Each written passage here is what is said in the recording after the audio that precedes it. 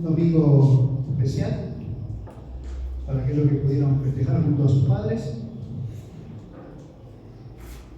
Para mí fue un domingo como siempre. Tranquilitos en casa, ahí los tres, siempre los tres. Pero bien, no me podía mover mucho. Los domingos es así, ¿no? Por eso que arreglé para mañana poder estar en la casa de mis padres, a compartir un tiempo con ellos. Tenemos un tiempo especial con la palabra de Dios, como siempre, y terminamos el capítulo 11 de la carta del apóstol Pablo a los Romanos. O sea que significa que vamos a arrancar con el capítulo 12. Y podemos decirle que el apóstol Pablo tenía como costumbre generalmente al escribir sus cartas comenzar dando doctrina, ¿no?, a las iglesias, enseñando doctrinas fundamentales de la fe cristiana. Y después los últimos capítulos generalmente lo utiliza para los temas prácticos. Y generalmente el apóstol concluye con ciertas listas de cosas prácticas que las iglesias debían estar implementando en sus vidas, en la vida diaria de los cristianos, de los creyentes, de los lugares a los cuales Pablo escribía o a las personas a quienes escribía. O sea que los primeros 11 capítulos que hemos visto eran con mucha doctrina bíblica, el apóstol Pablo enseñando a los romanos. Gracias, Mati. Por un tecito, viene bien, está fresquita la noche. Que recién ahora nos estamos habituando un poquito al frío, pasa siempre, cuando va llegando el invierno. Y pensando en que a partir de este capítulo comienzan cosas prácticas, temas prácticos que el apóstol Pablo está enseñando a las iglesias, no solamente a la iglesia en Roma, sino a todas las iglesias a través de los tiempos, de todo lugar. Imagínense que esta carta ya tiene casi 2000 años de que fue escrita, y cuántas veces se habrá predicado en la historia, ¿no?, de la era cristiana, en distintos lugares, en distintas congregaciones, iglesias, indistintamente de las denominaciones que puedan llegar a tener. Y de cuánta bendición ha sido esta carta para muchos cristianos, para nosotros, para mí en particular. Ustedes saben que Romanos siempre se utiliza mucho para la predicación del Evangelio, porque ahí basamos principalmente la doctrina de que el hombre es pecador, de que el hombre se encuentra separado eternamente de Dios, pero que Dios dio una solución a la humanidad enviando a Jesucristo, su Hijo amado, a pagar el precio de nuestras transgresiones, de nuestros pecados, de nuestras maldades, y dándonos buenas noticias de que, por ejemplo, si citamos Romanos 8, versículo 1, más Dios muestra su amor para con nosotros, en que siendo aún pecadores Cristo murió por nosotros. O el capítulo 5, versículo 1, justificados pues por la fe, tenemos paz para con Dios por medio de nuestro Señor Jesucristo. Cuánta verdad en todo esto que el apóstol Pablo escribió a esta iglesia allí en Roma. Y pensando en esto, principalmente que generalmente en la vida cristiana el tema de la doctrina con el tema de la práctica de esa doctrina van juntamente, ¿no?, están unidas. De nada serviría que en la iglesia solamente enseñáramos doctrina y no enseñáramos vida cristiana. O sea, careceríamos de un montón de cosas, de no saber cómo vivir la vida que Dios quiere que vivamos como hijos de Dios. Por eso es necesario enseñar, sí, la doctrina, para saber qué es lo que creemos, de cómo es Dios, de cómo fue la obra de Cristo, ¿no?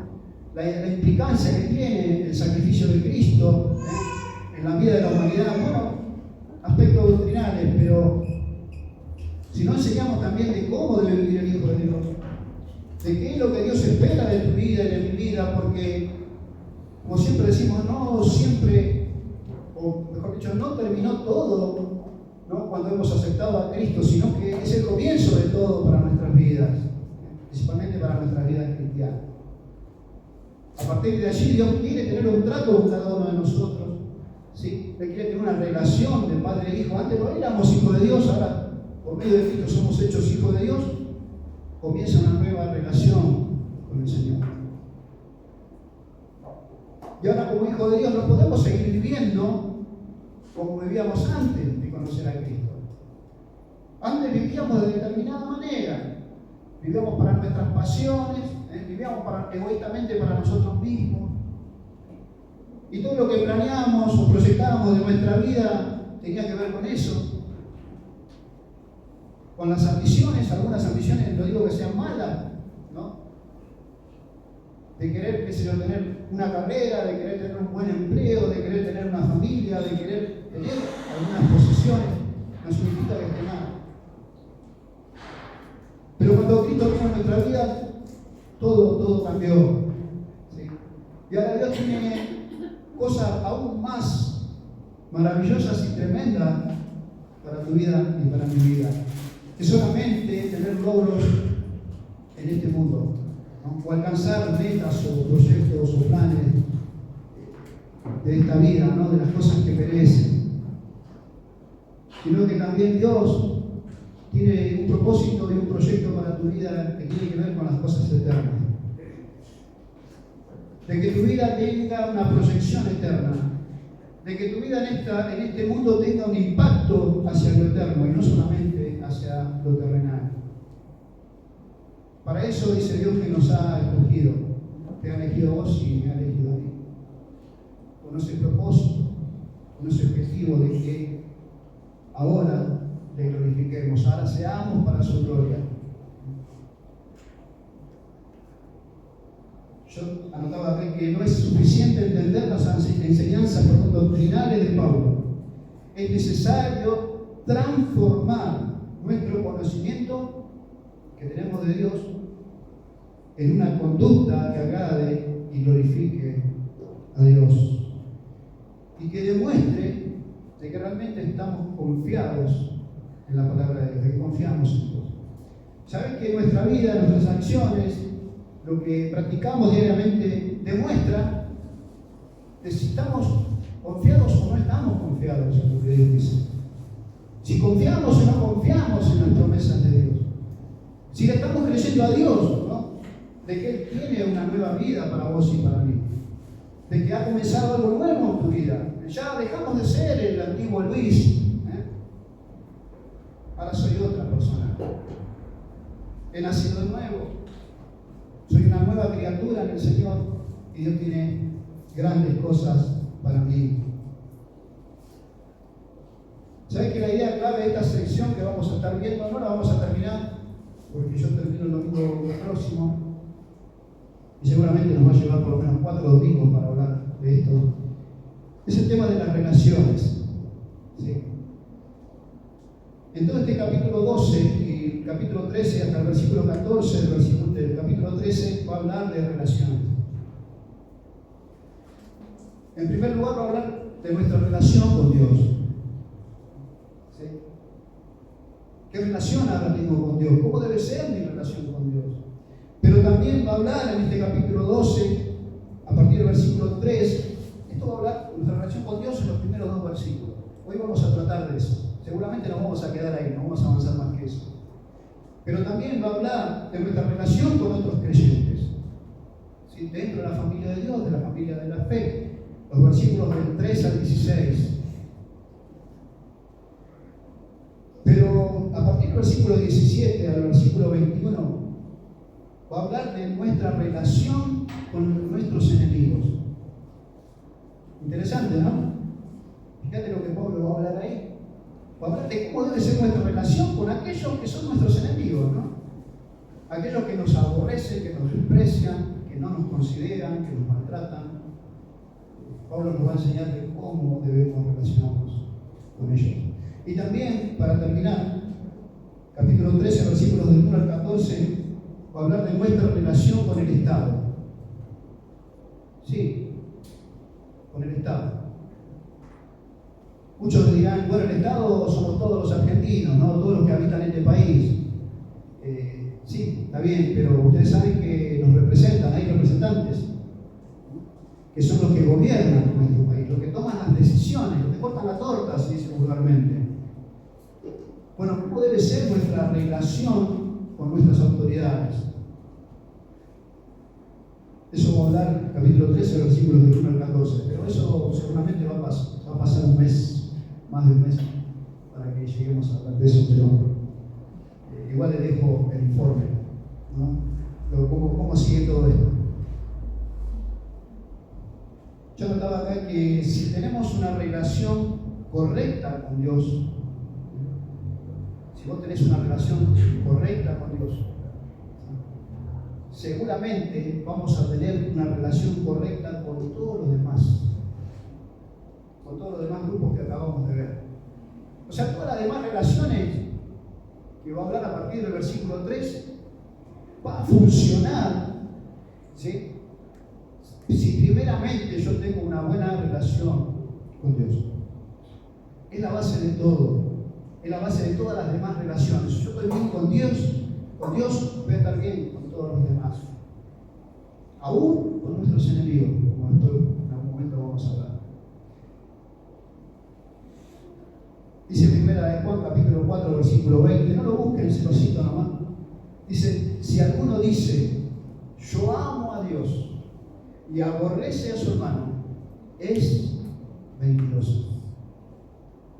Si alguno dice, vuelvo a repetir, yo amo a Dios y aborrece a su hermano, es mentiroso.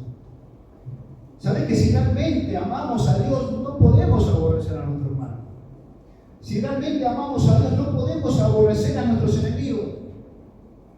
Si realmente amamos a Dios, no podemos aborrecer aún a aquellos que nos gobiernan y no nos gobiernan de la manera que nosotros quisiéramos que nos gobernaran. O que hicieran las cosas como nosotros creemos que deberían hacerlas. La base de toda relación para el cristiano es, primeramente, tu relación con Dios. Es la base de todo. Es la base de todo para el cristiano, me refiero. Estoy hablando del creyente. ¿Sí? Es fundamental, si vos querés estar bien con tu esposa, con tu esposo, con tus hijos, si querés tener una relación correcta y proceder correctamente, primeramente tenés que estar bien con Dios.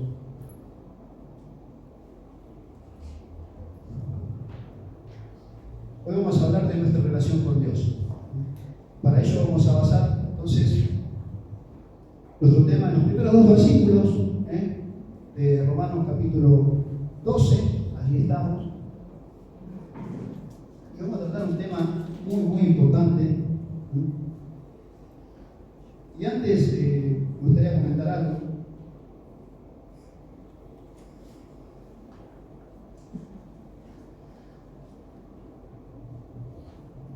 Pablo en esta carta utiliza algunas palabritas introductorias importantes, ¿no? Que ya hemos hablado en algún momento de ellas, ¿no? Por ejemplo, el capítulo 3, versículo 20 va a utilizar el ya que. ¿Se acuerdan que habíamos hablado?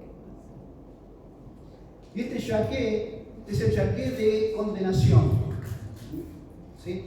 Nos va a decir en 3:23, por cuanto todos pecaron y están destituidos de la gloria de Dios. ¿Sabes que la condición, lo que nos va a señalar esto Pablo aquí escribiendo, es que nuestra condición es de estar condenados por causa de nuestros pecados? Por cuanto todos somos pecadores, estamos condenados, estamos echados de la gloria de Dios, hemos sido destituidos. expulsados de la gloria de Dios por causa de nuestros pecados. Pero aparece otra palabrita importante en el capítulo 5, versículo 1. Y es esa palabrita pues. Está el yaqué de 3:20, está el pues de capítulo 5, versículo 1. Lo habíamos citado hace un ratito. Justificados pues. Justificados pues. ¿De qué manera fuimos justificados? Justificados pues por la fe. La fe colocada en la persona de Jesucristo como nuestro Redentor, como nuestro Salvador. ¿Sí? Justificados pues por la fe, tenemos paz para con Dios. Y el versículo termina diciendo cuál es el medio que Dios utiliza para que estemos en paz con Dios. Y es la persona de Jesucristo. Justificados pues por la fe, tenemos paz para con Dios por medio de nuestro Señor Jesucristo. La única forma de que vos y yo estemos en paz con Dios es la persona de Jesús. No hay otra forma de poder estar en paz con Dios. Es tener nuestra fe colocada en Cristo Jesús. Pero también aparece otras dos palabritas importantes en el capítulo 8, versículo 1, que también lo citábamos hace un ratito, que es el ahora pues. ¿Sí? Está el yaqué de 3:20, está el pues, ¿no? De 5:1, y también está el ahora pues. Este ahora pues es de seguridad. ¿Qué dice de Romanos 8:1? Mas Dios muestra su amor para con nosotros,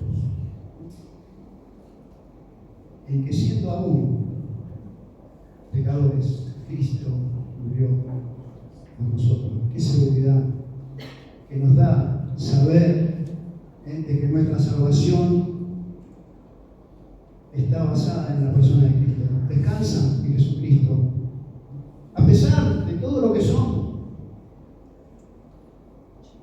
¿Sabes que si pensamos y somos honestos con cada uno de nosotros, ¿quién puede decir yo merezco ser salvo? Yo merezco ir al cielo, yo merezco Dios que me dé la eternidad junto contigo. Yo te digo con toda sinceridad, y si no le estaría mintiendo a Dios, ¿no?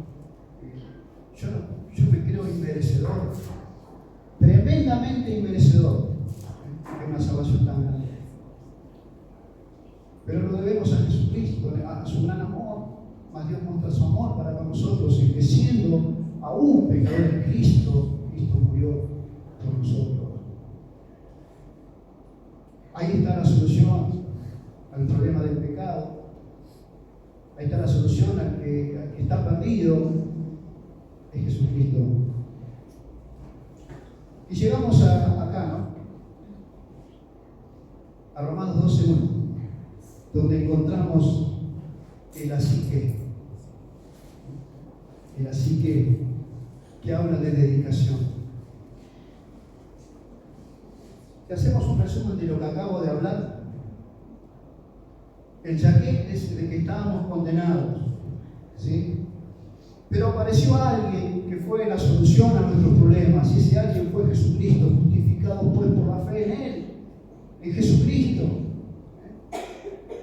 Ahora estamos en paz con Dios. Pero no termina ahí todo, sino que tenemos seguridad plena en Jesucristo.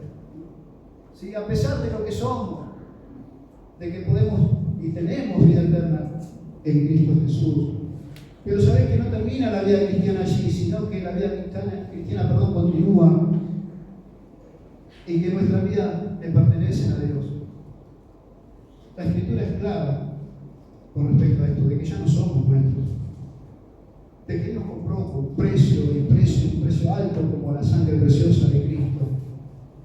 Y por eso el creyente tiene que llegar a un punto en su vida en que debe entender esto, de que ahora ya no puede seguir siendo el mismo Luis, como decía antes, el de antes, que tiene que haber un Luis diferente a partir de Cristo, y que hay un Luis diferente porque nació de nuevo. Y así pone tu nombre allí. Hay un nuevo Bet, un nuevo Ezequiel, a partir de Cristo. y sos una nueva criatura, una nueva creación, y creado con un propósito. Ahora,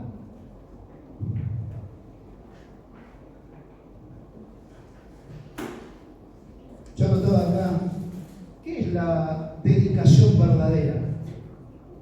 Porque eso va a hablar en estos dos versículos, ¿sí? Acerca de la dedicación. ¿Cuál es la dedicación verdadera de un creyente, de un cristiano? Y voy a hablar de 3 pasos acá, pero vamos a ir primeramente a leer los versículos. Les invito a leer Romanos capítulo 12, versículos 1 y 2. ¿Están ahí? Romanos 12, versículos 1, versículo 2. Y dice así la palabra del Señor: así que, hermanos, os ruego por las misericordias de Dios, que presentéis vuestros cuerpos en sacrificio vivo, santo, agradable a Dios, que es vuestro culto racional. Versículo 2: no os conforméis a este siglo, sino transformaos por medio de la renovación de vuestro entendimiento, para que comprobéis cuál sea la buena voluntad de Dios, agradable y perfecta. Vamos a parar un poquito ahí con la lectura. Estamos hablando de cuál es la verdadera dedicación del creyente hacia Dios. Y acá encontramos 3 cosas que el creyente tiene que presentar. En primer lugar, el creyente tiene que presentar su cuerpo a Dios. Fíjate que dice: así que, hermanos, os ruego por la misericordia de Dios que presentéis, ¿qué cosa? Vuestros cuerpos. Dios está esperando que nosotros presentemos nuestros cuerpos delante de Él. ¿Sí? ¿Sabés que yo notaba acá que antes de conocer a Cristo como tu Salvador personal, antes de que hayamos puesto nuestra confianza en Él, usábamos nuestro cuerpo como bien nos parecía, ¿verdad? Entregábamos nuestros cuerpos a determinados placeres, ¿sí? Algunos de ellos, podríamos decir, no necesariamente son malos, ¿sí? Pero vivíamos para determinados placeres, ¿sí? Después también utilizábamos nuestro cuerpo, como hablábamos antes, para determinados propósitos. Y muchos de ellos no eran necesariamente malos, pero otros sí eran delante de Dios, o delante de la consideración de Dios, como pecaminosos. Quizás entre los hombres era todo normal, ¿no? Pero delante de Dios sí. Sabemos que muchos de esos propósitos que teníamos antes eran pecaminosos. Ahora, bien, eso era normal porque teníamos una naturaleza caída. Estábamos, como dice la Escritura, muertos en nuestros delitos y pecados. Por lo tanto, nuestra vida funcionaba conforme a eso, ¿sí? A nuestra humanidad caída, a nuestra naturaleza pecaminosa. Entonces, generalmente muchas de las cosas que hoy sabemos que no debemos hacer o practicar en ese entonces, no sentíamos esa libertad de hacerlo, ¿no? Nosotros utilizábamos nuestros cuerpos para esas cosas. Ahora, bueno, nacimos de nuevo, conocimos a Cristo como nuestro Salvador personal. Ahora nuestro cuerpo no lo podemos seguir utilizando de la manera que lo utilizábamos antes, ¿sí? Como hijos de Dios y como personas cristianos que queremos agradar a nuestro Dios,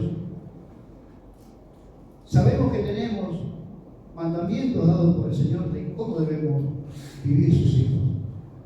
Generalmente siempre enseñamos de que la voluntad de Dios para nosotros hoy es principalmente lo que está escrito en las cartas, ¿sí? En el Nuevo Testamento. Ahí vamos a encontrar la la voluntad específica de Dios para su iglesia, para nosotros, los creyentes del día de hoy. ¿Por qué aclaro esto? Porque hay muchas cosas en el Antiguo Testamento, ¿sí?, que era la voluntad de Dios para determinado grupo de personas, o en el caso de una nación como Israel, había cosas que Dios requería de esas personas o de ese pueblo que hoy día no requieren, porque si no, seguiríamos sacrificando animales, ¿sí?, como hacía el pueblo de Israel. Necesitaríamos seguir teniendo sacerdotes, un lugar santo, santísimo, pero sabemos que con Cristo Jesús todo eso ya no tiene sentido, ¿no?, para nosotros hoy. Tuvo sentido en su momento. Yo no digo que eso haya sido malo, era la voluntad de Dios, era algo bueno que Dios colocó en ese tiempo. Pero Dios hoy quiere de cosas diferentes de su iglesia. No requiere las mismas cosas que requería antes, ¿sí? Ahora, yo notaba acá de que ahora nuestros cuerpos entendemos por la palabra de Dios de que le pertenecen a Dios. Y ahora nuestro cuerpo no podemos seguir ofreciéndolos al pecado como lo ofrecíamos en el pasado. Hoy día tenemos que entregar nuestro cuerpo para vivir conforme a los propósitos de Dios. Y esto es un tema donde muchos creyentes todavía están en esa disyuntiva, ¿no?, de determinar o de decidir, ¿no?, para quién van a vivir.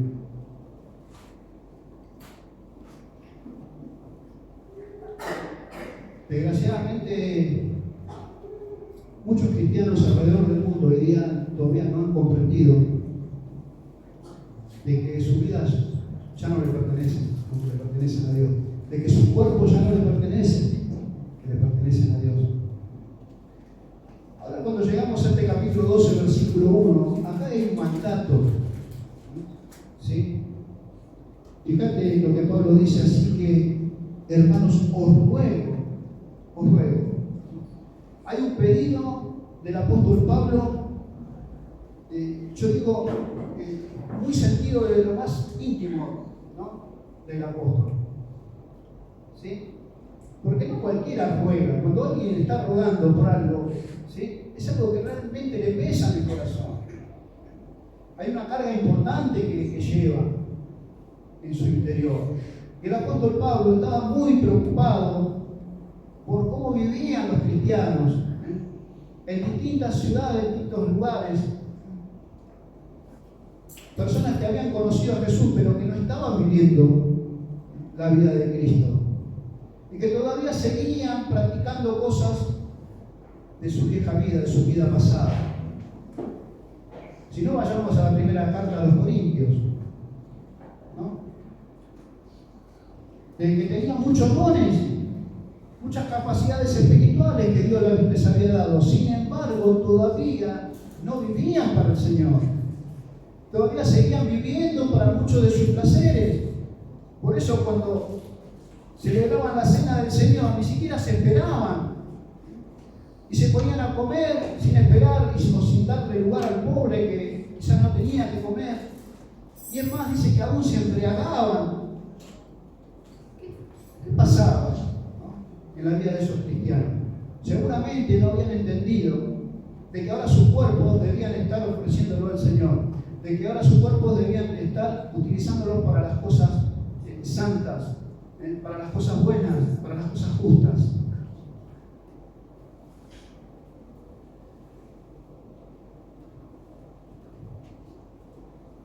Generalmente nos preocupamos por, me parece bien, ¿no?, por algunos chicos que están llegando a nuestra iglesia, ¿no?, con algunos problemas de adicciones. Y te digo, está muy bien que nos preocupemos y nos ocupemos de ellos y los amemos y los abracemos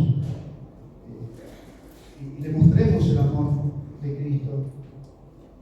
Pero generalmente creemos que son los únicos necesitados, ¿no? O sea, si no llegas a un extremo. Y sin embargo, muchos de nosotros llegamos al Señor quizás con un vicio de ese tipo, pero sí, arrastrando cosas que si las pudiéramos proyectar, nos avergonzarían. ¿Verdad? Pero también muchos de nosotros nos avergonzaríamos si proyectaran muchas de las cosas que vivimos hoy, aún siendo cristianos. Como se dice vulgarmente, se nos caerían las medias. Si todos los demás pudieran ver las cosas que corren por mi mente, lo que ven mis ojos y lo que muchas veces practico, ¿no? Probablemente muchos de nosotros no hemos entendido de que nuestro cuerpo ya no nos pertenece, de que ahora somos de Él, somos del Señor. Y lo digo primeramente para mí, ¿sí? Esto que les estoy diciendo a ustedes también me lo digo a mí mismo, de que una vez por todas tenemos que entender de que nuestro cuerpo le pertenece. ¿Sabés que es interesante la palabra presentar que aparece allí, ¿no? Que presentéis vuestros cuerpos. La palabra en el griego es paristemi. París, ¿no? Como la ciudad de París, termina con temi. Paristemi. ¿Y sabes lo que significa? Presentar de una vez por todas. ¿Sí? Presentar de una vez por todas. Significa ponerte al lado, significa ponerte antes, significa ponerte enfrente. De una vez por todas tenemos que parar, como se dice en el fútbol, parar el balón, parar la pelota y pensar qué jugada vamos a hacer, de cómo va a seguir ahora, ¿no? Si iremos para adelante, miraremos hacia atrás.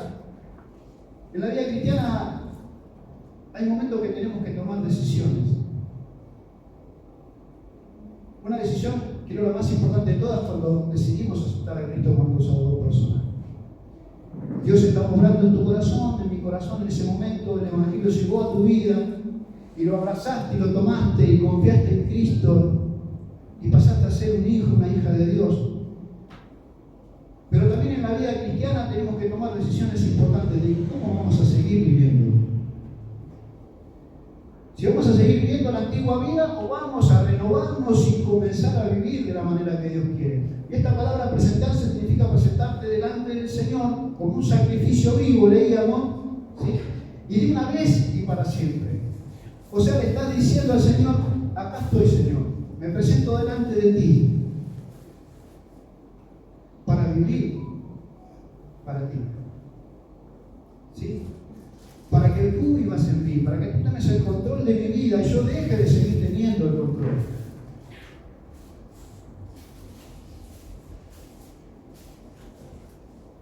Parecemos, muchos de los cristianos, ¿no? Parecemos que le decimos a Dios, mejor dicho, que Él está teniendo el control o que Él tenga el control, pero generalmente queremos seguir nosotros teniendo, como se dice vulgarmente, la manija. Nosotros queremos seguir manejando nuestra vida. Todavía no hemos caído rendidos a los pies del Señor y decirle, Señor, acá estoy. ¿Qué querés de mi vida? Acá estoy. Te entrego lo que soy. Esto soy lo que soy. Soy un desastre, pero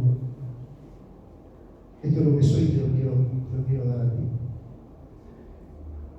Así que, hermanos, os ruego por la misericordia de Dios que presentéis vuestros cuerpos en sacrificio vivo, santo, agradable a Dios, que es vuestro culto racional.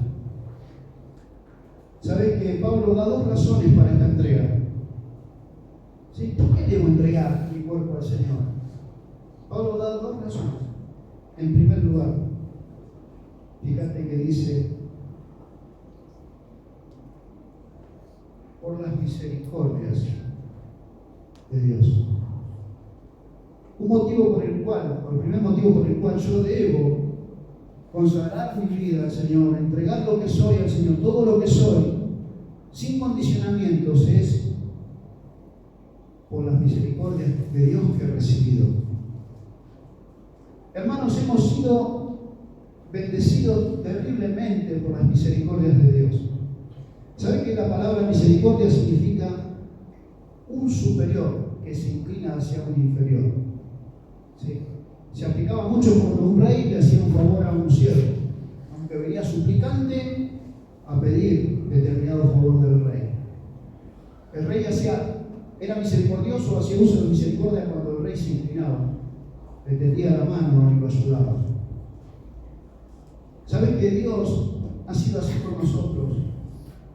Él siendo superior, siendo el Dios eterno, el dueño de todas las cosas, el Dios 100% santo, justo, verdadero, se inclinó en una actitud misericordiosa hacia nosotros.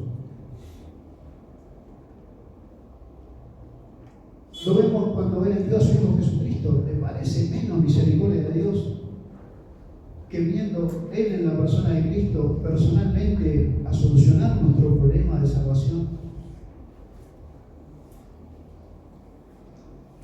Por la misericordia de Dios tenemos, yo diría que la lógica, ¿no?, sería: he recibido tanto de Dios, tengo una salvación tan grande que no merecía, tengo el favor de Dios diariamente, todos los días, que me bendice de tantas maneras. ¿Cómo no voy a caer rendido a sus pies? No puedo ser tan desagradecido con Él. ¿Sí? Porque ¿saben qué?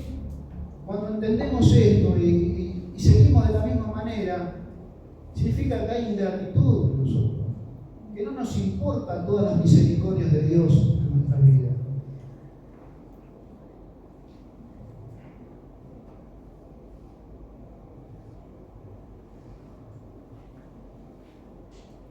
En segundo lugar, dice que este presentarnos como un sacrificio vivo es agradable a Dios, que es vuestro punto racional. ¿Sabéis por qué tenemos que entregar nuestro cuerpo al Señor? Porque Él es agradable a Él. Porque Él se agrada de que nosotros, sus hijos, le busquemos.